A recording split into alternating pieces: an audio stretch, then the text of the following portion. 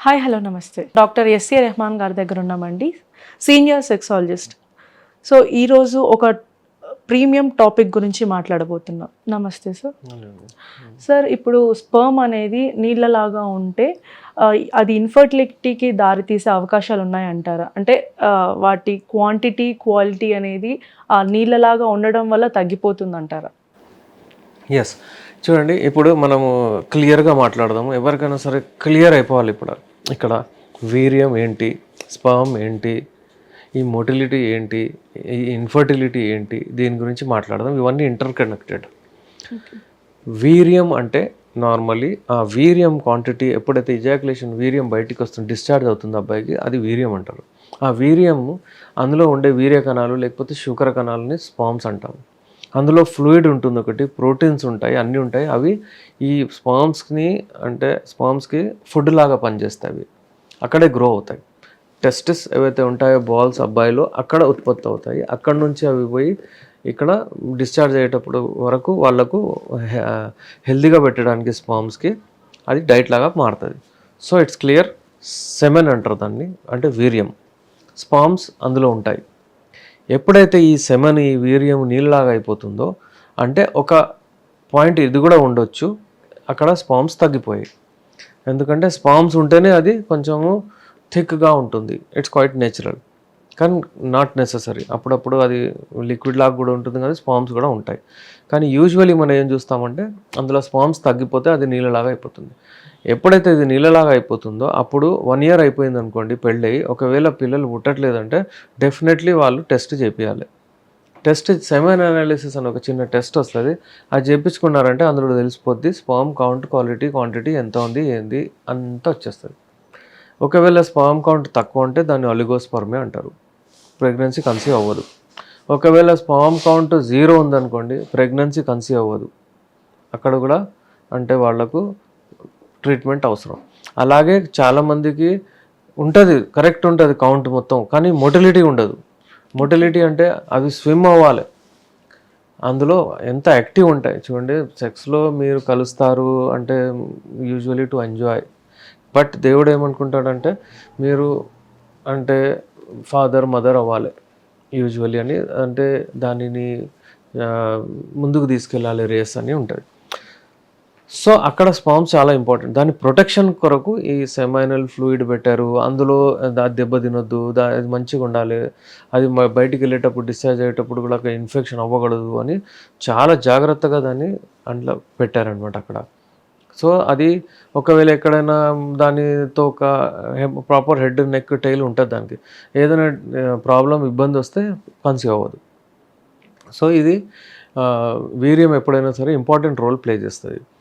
ఇంకోటి ఏంటంటే నార్మల్లీ అబ్బాయిలకు అమ్మాయిలకు డిఫరెన్స్ ఏంటంటే, అమ్మాయిలకు యూరిన్ చేసే దారి వేరే, మూత్రం చేసే దారి వేరే ఉంటుంది. ఇంకా గర్భసంచికి వెళ్ళే దారి వేరే ఉంటుంది ఇక్కడ నుంచి. కానీ అబ్బాయిలకు అలా ఉండదు. అబ్బాయిలకు ఏంటంటే ఒకటే జాగల నుంచి యూరిన్ పోవడం, ఒకటే జాగల నుంచి వీర్యం పోవడం ఉంటుంది. యూరిన్ ఒక డ్రాప్ అక్కడ ఉండిపోయినా కానీ ఇన్ఫెక్షన్ అవుతుంది. మళ్ళీ ఇన్ఫెక్షన్ అవుతే వీర్యం వచ్చినప్పుడు ఒకవేళ ఒక డ్రాప్ కూడా ఉండిపోతే స్పర్మ్స్ చనిపోతాయి, మళ్ళీ కన్సీవ్ అవ్వదు, ఇన్ఫర్టిలిటీకి దారి. సో ఇన్ఫర్టిలిటీకి ఒకప్పుడు అబ్బాయిలకు చూడకపోతుండే, రావట్లేదంటే అరే అమ్మాయికే ప్రాబ్లము, అమ్మాయిలనే హాస్పిటల్ చుట్టూ తిరిపించడము, అవన్నీ ఉంటుండే, టార్చర్ చేయడం, టార్చర్ అంటే వాళ్ళని మెయిన్ రెస్పాన్సిబుల్గా చూపించి మీరు ఇన్ఫర్టిలిటీ మీకే మీరు వాళ్ళదే అని ఉంటుండే. కొన్ని జనరల్ లాంగ్వేజ్ లో అయితే గొడ్రాలు అట్లా అలాంటివి చెప్తుండే. కానీ ఇబ్బంది ఈడ ఉంటుండే, ప్రాబ్లం ఈడ ఉంటుండే. సో ఇవాళ రేపు ఏంటంటే, అందుకే ఇప్పుడు నా దగ్గర వచ్చే పేషెంట్స్లో నేను ఒక 10 కపుల్స్ వచ్చారనుకోండి, 4 యూజువలీ మనము ఒకవేళ చూస్తే 2లో అమ్మాయికి ప్రాబ్లం, 2లో అబ్బాయికి ప్రాబ్లం, మరిద్దరిలో ఇద్దరికి ప్రాబ్లం ఉండదు అసలు, కానీ ఈ ప్రాబ్లం వచ్చేస్తుంది. ఇలా ఒకవేళ చూస్తే ఫర్ ఎగ్జాంపుల్ 10 కపుల్స్ని చూస్తే 8 మందికి 2లో ప్రాబ్లమ్స్ ఏదో ఒకటి వెళ్తుంది అనుకోండి. ఇద్దరికి ఇంకా లాస్ట్ వాళ్ళకి అసలు ఉండదు ప్రాబ్లం, ఎవరికి ఉండదు, మంచిగా ఉంటుంది, అయినా పిల్లలు పుట్టరు. సో ఇలాగా ఏంటంటే అమ్మాయిలు కూడా రెస్పాన్సిబుల్, అబ్బాయిలు ఇవాళ రేపు 50% అబ్బాయిలు అమ్మాయిలు ఇద్దరు రెస్పాన్సిబుల్.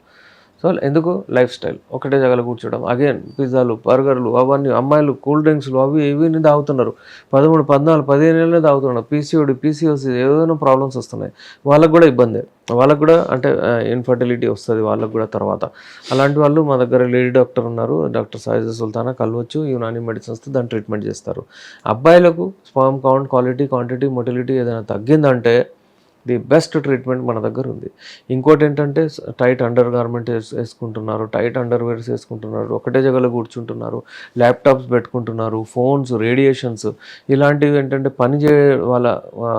చేయడం వలన సాఫ్ట్వేర్ ఎంప్లాయీస్, ఐటీ ఎంప్లాయీస్ కూర్చొని నిలబడి చేయడం వలన వెరికోసిల్ లాంటి ప్రాబ్లమ్స్ చాలామందికి వచ్చేస్తుంది. గ్రేడ్ 1, గ్రేడ్ 2, గ్రేడ్ 3 వెరికోసిల్స్ వస్తుంది, దానికి సర్జరీ చేయాల్సి వస్తుంది. సో అలాంటప్పుడు కూడా వాళ్ళు గ్యారంటీ ఇవ్వరు మీకు స్పర్మ్ కౌంట్, క్వాలిటీ, క్వాంటిటీ పెరుగుతుందని. మన దాంట్లో మన మెడిసిన్స్తో క్వాలిటీ, క్వాంటిటీ, మొటిలిటీ అన్నీ పెరుగుతాయి. వెరికోసిస్ అనేది కూడా స్పర్మ్ మీద ఇంపాక్ట్ చూపిస్తుంది. Yes, definitely. అది ఏంటంటే ఇదేంటి వెరికోసిల్ అంటే ఏంటి, అక్కడ బ్లడ్ సప్లై ప్రతి బాడీ పార్ట్కి వెళ్తుంది, అక్కడ బాల్స్ దగ్గర కూడా యూజువల్ అబ్బాయిలు అక్కడ వరకు కూడా బ్లడ్ సప్లై వెళ్తుంది, కానీ ఏదో ప్రాబ్లం వలన అది అక్కడ బ్లడ్ ఆగిపోతుంది, అక్కడ బ్లడ్ వాపస్ రాదు అనమాట. బ్లడ్ ఆగొద్దు, బ్లడ్ ఆగితే వేడి అంటే బాల్స్ ఏవైతే ఉంటాయో, టెస్టిస్ ఏవైతే ఉంటాయో వేడి టాలరేట్ చేయలేవు, అక్కడ ఉత్పత్తి అవుతాయి, స్పామ్స్ చనిపోతాయి. అందుకనే ఆ వెరికోసిల్ ఉంటే ఇబ్బంది అవుతుంది. అందుకే వెరికోసిల్ నార్మల్లీ సర్జరీ చేసి తీసేస్తారు. మన మెడిసిన్స్తో మనము కౌంట్, క్వాలిటీ, క్వాంటిటీ అంది పెంచవచ్చు. సో దాని తర్వాత ఇన్ఫర్టిలిటీ కూడా ట్రీట్మెంట్ అయిపోతుంది. సార్ మిమ్మల్ని అప్రోచ్ అవ్వాలంటే ఎలా సార్? అంటే మీ అడ్రస్, ఇప్పుడు ఆన్లైన్లో, ఇప్పుడు వేరే కంట్రీస్లో ఉంటారు, వేరే ఊర్లో ఉంటారు, ఇప్పుడు హైదరాబాద్లో ఉన్న వాళ్ళైతే మీ దగ్గరికి వచ్చి నాంపల్లికి వచ్చి కాంటాక్ట్ అవుతారు. సో ఇదర్ వేరే సిటీస్, వేరే కంట్రీస్లో అలా ఉన్నప్పుడు మిమ్మల్ని కాంటాక్ట్ అవ్వాలంటే ఎలా అండి? ఇప్పుడు చాలామంది మన దగ్గర గల్ఫ్ కంట్రీస్లో ఉంటారు, మన తెలుగు రాష్ట్రాల నుంచి చాలామంది వెళ్ళారు, దుబాయ్, అటు కువైత్ వాళ్ళు చాలామంది ఉంటారు. వాళ్ళు ఏంటంటే ఎవరైనా ఇక్కడ నుంచి వస్తున్నట్టు తెప్పించుకుంటారు, ఎందుకంటే కువైత్, దుబాయ్, ఇక్కడ యూఏఈలో అక్కడ ఏంటంటే మనము వయా కొరియర్ సెండ్ చేయలేము గల్ఫ్ కంట్రీస్లో, కానీ వరల్డ్లో ఏ కంట్రీ అయినా సరే మనం వయా కొరియర్ పంపించేస్తాం మెడిసిన్స్.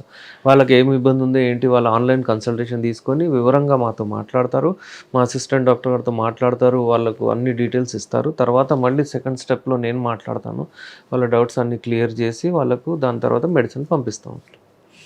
అంటే మీరు ఆన్లైన్ త్రూ కౌన్సిలింగ్ కూడా ఇస్తారు? ఎస్, ఆన్లైన్లో మనం మాట్లాడి వాళ్ళకి ఏదైనా ఇబ్బంది ఉంటే డెఫినెట్లీ వాళ్ళ కౌన్సిలింగ్ ఇచ్చి వాళ్ళ ప్రాబ్లమ్స్ని తొలగిస్తాము. మెడిసిన్స్ యునానివి చాలా సేఫ్ మెడిసిన్స్ ఉంటాయి, అవి కూడా ఏంటంటే పొద్దున ఒక 2-3, సాయంత్రం ఒక 2-3 వాడాలి, అసలు మీ డైలీ యాక్టివిటీస్కి ఇంపాక్ట్ చేయదనమాట.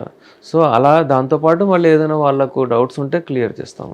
డైట్ విషయంలో కూడా డైట్ అది ఇది మొత్తం అంత కంప్లీట్ ఇక్కడ వాళ్ళకు క్యూర్ కూడా ఉంటుంది, వాళ్ళ కంప్లీట్ వాళ్ళ ప్రాబ్లమ్స్కి సొల్యూషన్ ఉంటుంది. కంప్లీట్ నాలెడ్జ్ మీరు ఇచ్చారు. ఎస్. సో చూసారు కదండి, మీరు సార్ని కాంటాక్ట్ అవ్వాలి అనుకుంటే ఆన్లైన్ త్రూ కాంటాక్ట్ అవ్వచ్చు. ఐదర్ మీరు ఇప్పుడు నాంపల్లి మెట్రో స్టేషన్ దగ్గరికి వచ్చారంటే నియర్ బై లొకేషన్లో ఉంటుందన్నమాట ఈ లొకేషన్. సో ఇక్కడ క్లినిక్కి కూడా వచ్చి డైరెక్ట్గా సార్ని కన్సల్ట్ అయ్యి కౌన్సిలింగ్ తీసుకోవచ్చు లేదా మెడిసిన్ తీసుకోవచ్చు.